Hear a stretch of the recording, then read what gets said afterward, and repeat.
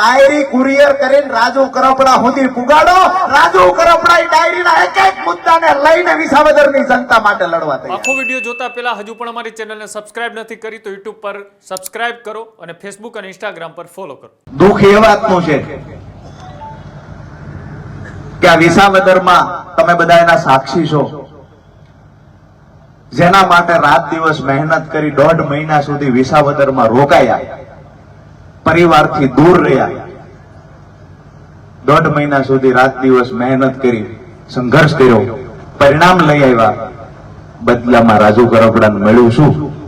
તો રાજુ કરપડા કેવી રીતે જેલમાં રહે એના પ્રયત્ન થયા. ઘણા લોકોને આવું થતું હોય છે, શા માટે રાજુ કરપડા એક જ વ્યક્તિને ટાર્ગેટ કેમ કરે છે?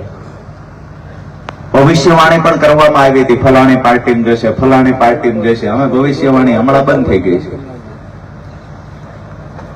અમારે શું કરવાનું છે, રાજુ કરપડાએ શું કરવાનું છે તો મારા ખેડૂતો નક્કી કરશે. અને આવનાર સમયમાં જ્યારે ખેડૂતો કહેશે ત્યારે રાજુ કરપડા નિર્ણય લેશે. તમને બધાને હું પૂછું છું કે હું કાંઈ પણ નિર્ણય લઉં, અત્યારે લડું છું તમારી માટે, આવનાર સમયમાં પણ લડવાનો છું.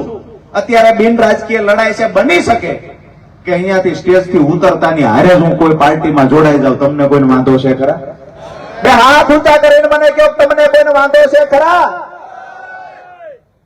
વિસાવદર, બેહાણ, જુનાગઢના ખેડૂતોને વાંધો નથી, તમારા ધારાસભ્યોને વાંધો છે. એને ઉપાધિ ઈ કરી છે કે હાલો 22 પછી આ પેટા ચૂંટણી આવી, 22 માં મેળ ન પડ્યો, પેટા ચૂંટણી આવી.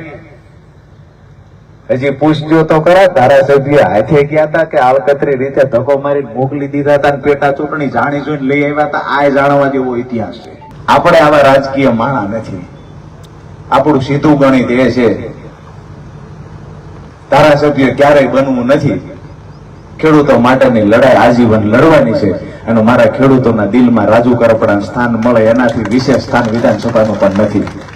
જ્યાં સુધી તમારા માટે લડી શકાશે ત્યાં સુધી લડશું. ભગવાનની મરજી હશે એ દિવસે જે પણ રાજકીય પાર્ટીમાં જવાનું હશે ત્યાં જઈશું. પરંતુ આજનો તમારો પ્રેમ, તમારી લાગણી જે જોઈ છે એના પરથી એક વાતની ખાતરી આપું છું, રાજુ કરપડા જીવે ત્યાં સુધી પ્રાણ પાથરી દેવાની તૈયારી છે. તમારા પ્રેમનો ભૂખ્યો છું, આ પ્રેમ પણ તમે આપ્યો છે. હજી વિસાવદરની અંદર જે લોકો વેદનાની ડાયરી લખીને ડાયરી અભેળીએ ચડાવી દીધી છે એમને પણ કહીએ છીએ, ડાયરી કુરિયર કરીને રાજુ કરપડા સુધી પુગાડો.